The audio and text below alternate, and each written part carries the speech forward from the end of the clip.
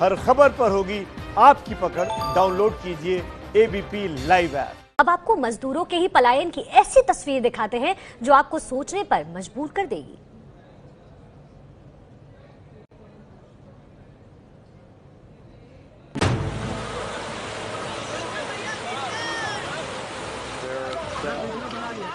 पहली तस्वीर अफ्रीकी देश केन्या की।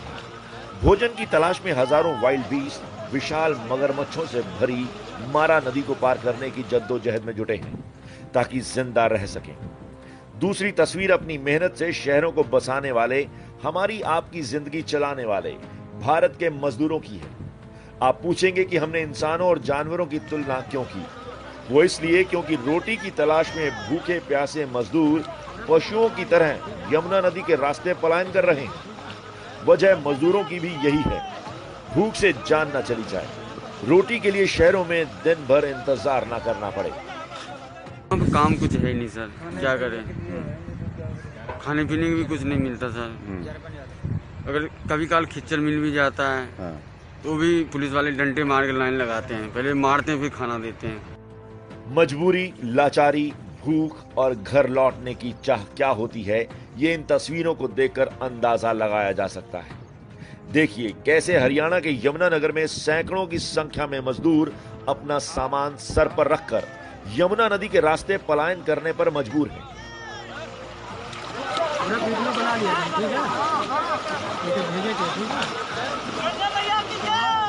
आज रहने की है, अपना घर में रहेंगे, जो होगा वही कमाएंगे, अब क्या करेंगे।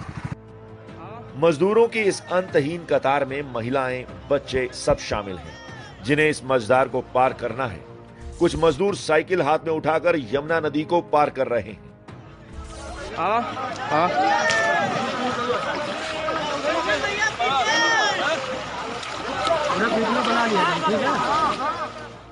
घर लौटने की चाह ऐसी कि अपनी जान तक को दांव पर लगा दिया।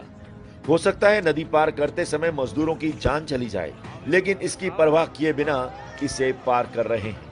बोला जमुना मैया की एक बार बोला जमुना मैया की। ज्यादातर मजदूर बिहार के हैं। हरियाणा के यमुनानगर से बिहार का रास्ता करीब 1400 किलोमीटर का है। ये सोचना कितना असंभव लगता है कि इस लंबे रास्ते को पैदल या साइकिल से तय किया जा सकता है, लेकिन इन मजदूरों ने इस चुनौती को स्वीकार किया है। भूखे प्यासे इन मजदूरों के पास दूसरा कोई रास्ता भी तो नहीं। बिहार जाएंगे। कितने किलोमीटर अभी यहाँ से? 1400 किलोमीटर है।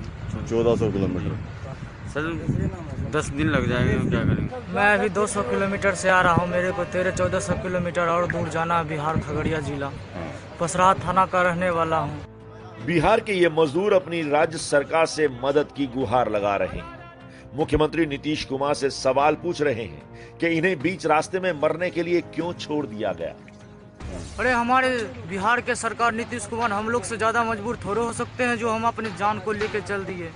वो तो खुद वहाँ पे बैठा एसी में हवा खा रहा है, हम लोग धूप पानी कीचड़ में चल रहे हैं, उनको कोई परवाह ही नहीं है। घर इतनी दूर तो कभी न था। ये एहसास इन मजदूरों को तब हो रहा है जब इन्हें बीच सड़क, पटरी और अब नदियों के भरोसे छोड़ दिया गया है।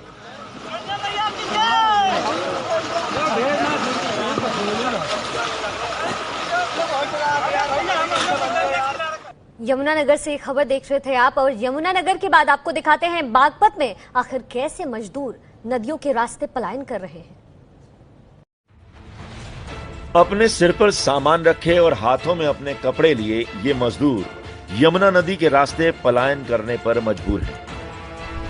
पहले सड़क के रास्ते पलायन, फिर पटरी के सहारे और अब मजदूर पानी से भरी नदियों के सहारे पलायन कर रहे हैं।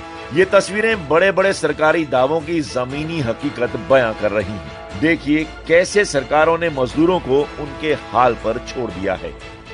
मजदूर भूखे प्यासे कई दिनों से लगातार पैदल चल रहे हैं ताकि घर जल्दी पहुंचा जाए। घर के हालात ठीक नहीं है। मेरा बच्चा छत पे से गिर गया है, बहुत सीरियस है, मुझे जाना बहुत जरूरी है। नहीं तो वीडियो कॉल करके आप देख लीजिए सर, मेरा बच्चा जो अभी प्लस्तर चढ़ के अभी घर को लेके जा रहे हैं और वो भी प्लस्तर सही नहीं चला, मुझे आगरा ले जाना पड़ेगा। इन मजदूरों ने हिमाचल से हरियाणा तक का सफर पैदल तय किया। फिर यमुना नदी के रास्ते ये लोग यूपी के बागपत आ गए। वो इसलिए कि किसी ने कहा कि बागपत से सरकारी बसें मिलेंगी।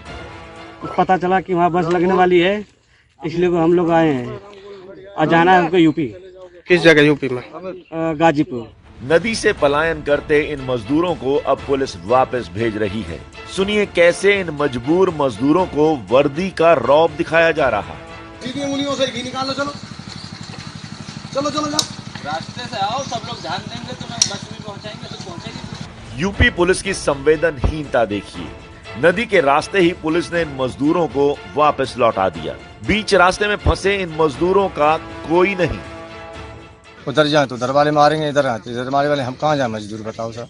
क्या करें सर, जो पुलिस ले नहीं रही है, हम परेशान है। उधर वाले वो नहीं ले रहे हैं या नहीं ले रहे हैं। पुलिस मदद भले ही ना करे, लेकिन मदद के वादे तो कर ही रही है। तो हमारी सीमा में आए हुए लोग हैं, उनको हम लोग रजिस्टर करवा करके प्रॉपर तरीके से उनको खाना दे रहे हैं, उनको मेडिकल की व्यवस्था करवा रहे हैं। साथ में अगर उत्तर प्रदेश के या बिहार की सीमा के लोग हैं तो उनके लिए हम बसेस की व्यवस्था करवा करके भेज रहे हैं।